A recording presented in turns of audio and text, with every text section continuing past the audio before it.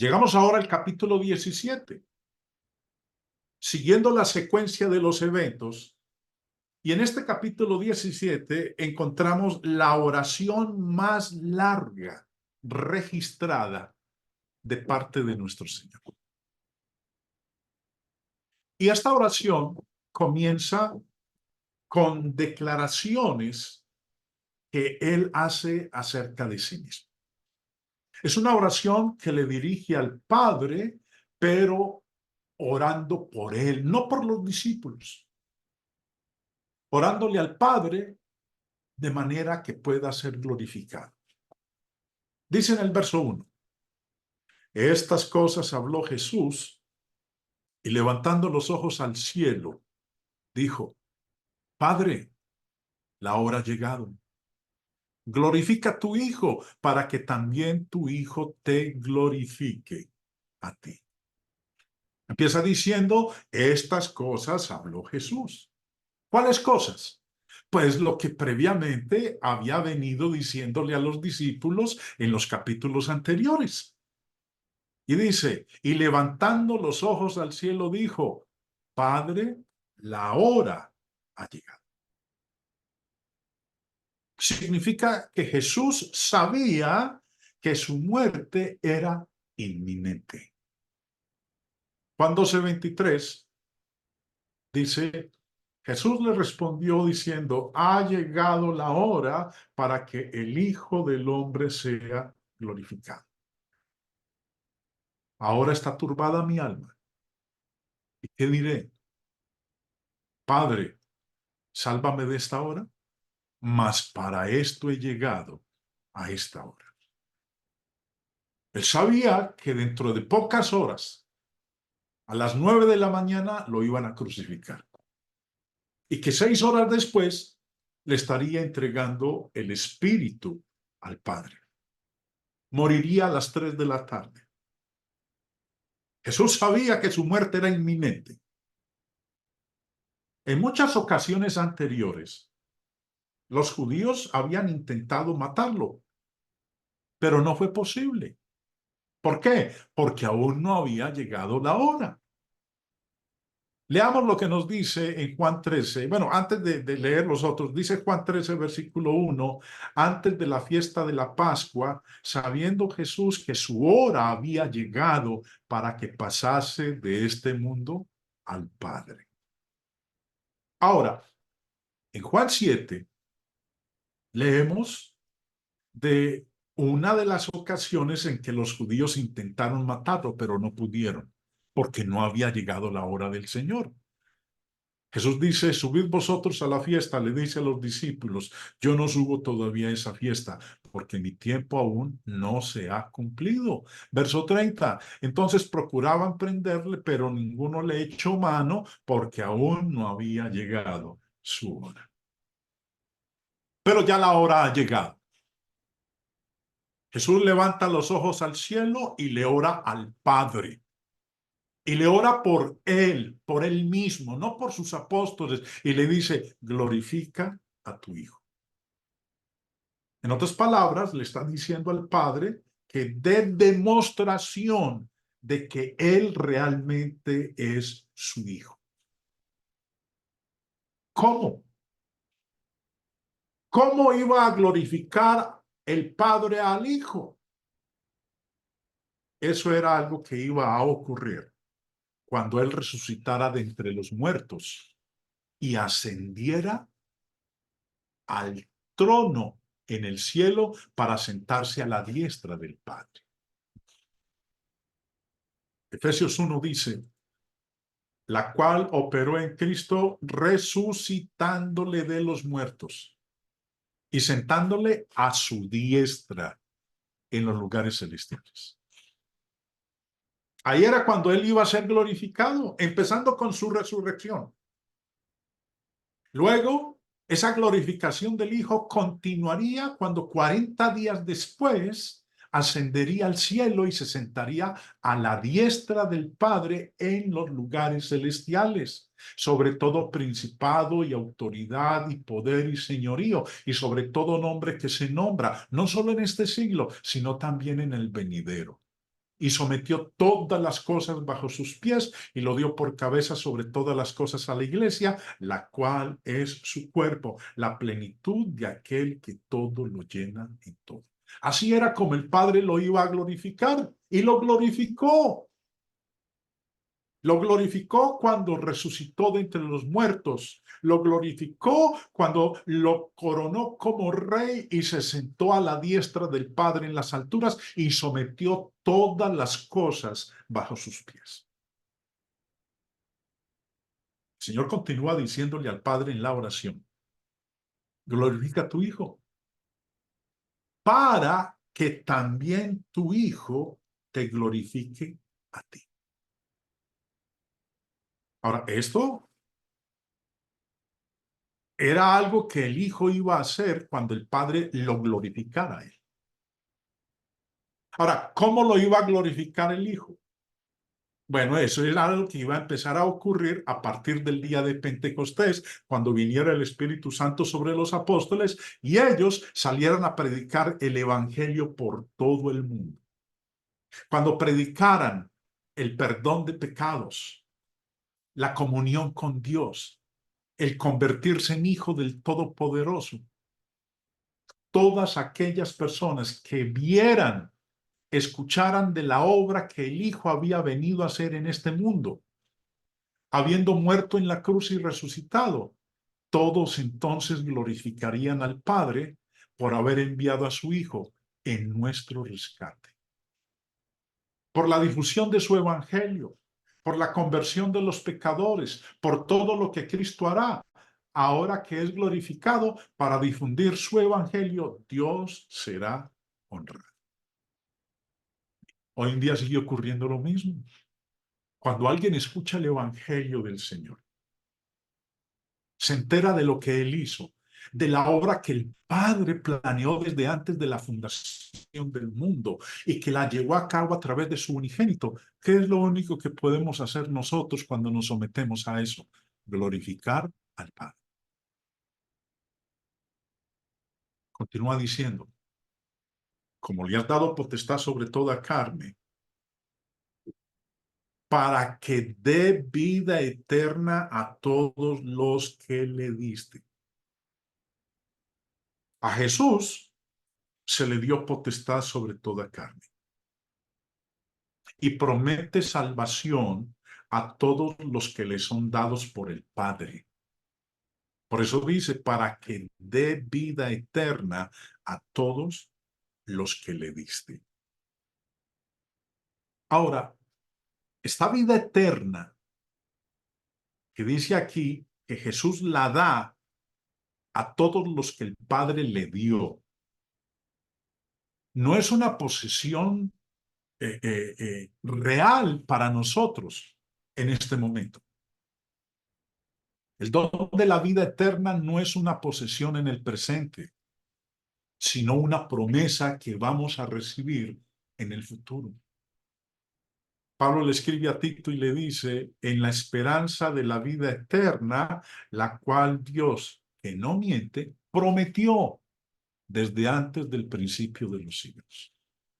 La vida eterna ahora nosotros la tenemos como una promesa, no como una posesión en el presente. Vivimos cada día con la esperanza de la vida eterna. El apóstol Juan en su primera carta escribió: y esta es la promesa que él nos hizo, la vida eterna. Ahora, ¿qué es la vida eterna? En lo que el Señor está diciendo aquí. Yo espero, cuando Jesús retorne por segunda vez, si he obedecido a su palabra, si me he esforzado por cumplir sus mandamientos, Él me otorgue la vida eterna. Morar por siempre con la deidad, con el Padre, el Hijo y el Espíritu Santo en sus moradas eternas. En el verso 3, Jesús declara: y esta es la vida eterna, que te conozcan a ti, el único Dios verdadero y a Jesucristo, a quien has enviado. Que te conozcan a ti, esta es la vida eterna, que te conozcan a ti, el único Dios verdadero. ¿Cuántos dioses verdaderos hay? Uno no más.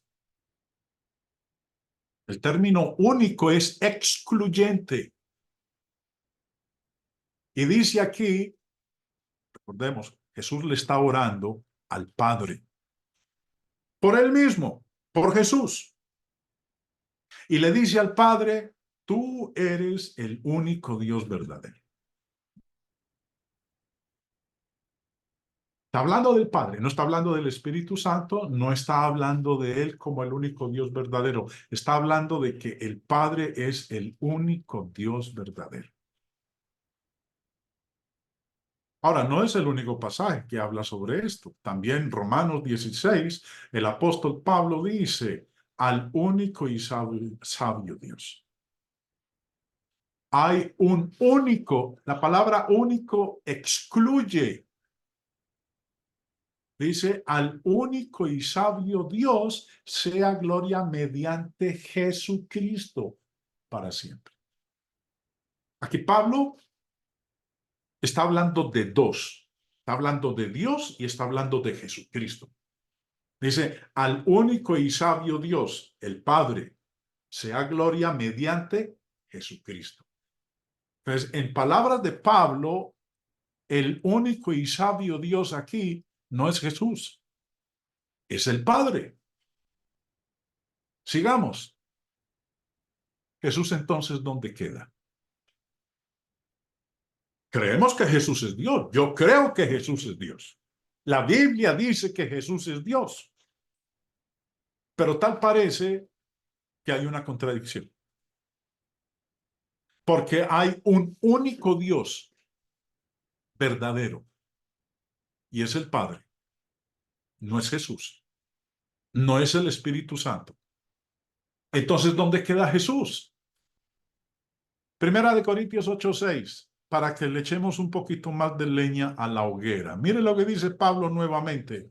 Para nosotros, sin embargo, solo hay un Dios. Y dice quién es.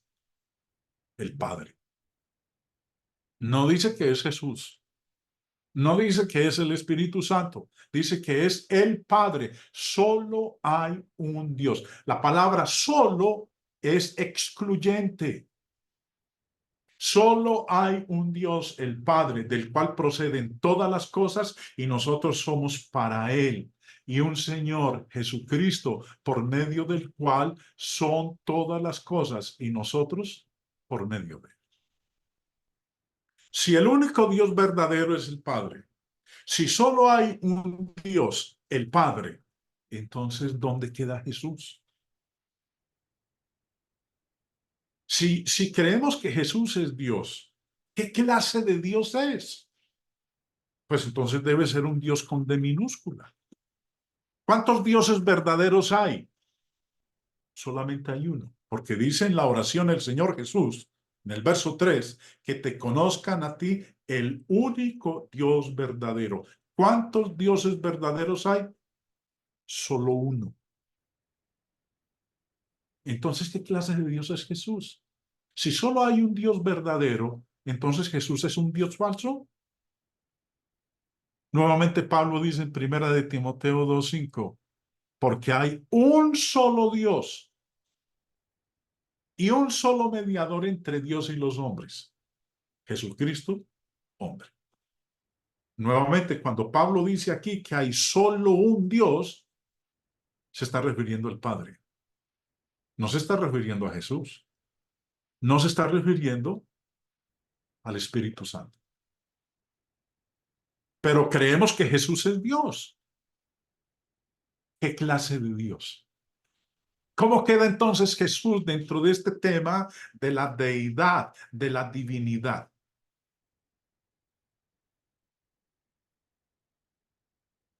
Hace unos 30 años atrás, en la congregación donde predicaba, surgió una enseñanza que trajo un hermano que por esos días estaba estudiando con otras personas de otras afiliaciones religiosas. Y había también otro hermano en la congregación que tenía bastante amistad con los testigos de Jehová. Los pasajes que acabo de leerles, los 4 pasajes que acabo de leer, fueron los pasajes básicos que ellos presentaron ante la iglesia para enseñar que Jesús no era el Dios verdadero, que el único Dios verdadero era el Padre. Déjenme decirles, hermanos, que fueron días de lucha, de angustia. Por un lado, tratando yo de defender, exponer la creencia de que Jesús es Dios, de que el Espíritu Santo es Dios, de que el Padre es Dios. Pero ante estos versículos que leíamos decía único, el único Dios verdadero. Para nosotros, sin embargo, solo hay un Dios, el Padre. Bueno, finalmente puedo decirles, hermanos, que toda la congregación, todos los miembros que había, cayeron en esa creencia. El único que quedó defendiendo como podía la doctrina de la deidad es este caballero que les está hablando. La historia es más amplia todavía porque hubo debates, reuniones, estudios. Finalmente, gracias a Dios, semanas después, se pudo recuperar el 98% de los hermanos. 2% de mis hermanos se apartaron. Se fueron con los testigos de Jehová. Este material está en la página web del Ancla del Evangelio, este libro. Hace unos 30 años atrás, este material se repartió en forma física. No teníamos los avances tecnológicos en ese entonces como ahora 30 años después. La computadora era algo incipiente, estaba en sus inicios. Pero este libro consta de más de 200 páginas, 250 páginas. Expone todo el tema relativo a la doctrina de la deidad. Lo invito, hermano, para que lo descargue. Es totalmente gratis, no tiene que pagar por él. Simplemente ir a la página web del Ancla del Evangelio. En la sección arriba hay una reglita donde aparecen las letras del abecedario. Dele clic con el mouse, en la flecha de su mouse, donde está la letra D, y en D le va a aparecer un despliegue donde dice deidad. Dele clic en deidad y va a aparecer la opción para que usted en su computadora pueda estudiar este tema o descargar el libro completo en su propia computadora. Bueno, continúa diciendo el Señor, yo te he glorificado en la tierra, he acabado la obra que me diste que hiciese. Jesús había venido a esta tierra para hacer la voluntad de su Padre.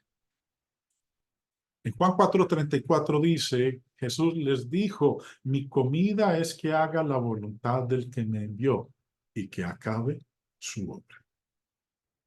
Bueno, él vino a eso, a hacer la obra del Padre. ¿La cumplió? Claro que la cumplió. Es más, él mismo lo dice, verso 4, yo te he glorificado en la tierra, he acabado la obra que me diste que hiciese. El Padre había sido glorificado mediante el cumplimiento de la misión que le había dado a su Hijo. El punto culminante sería su muerte, liberando así a los hombres de sus pecados. Hermanos, hasta aquí, estos primeros 4 versículos de la oración del Señor al Padre.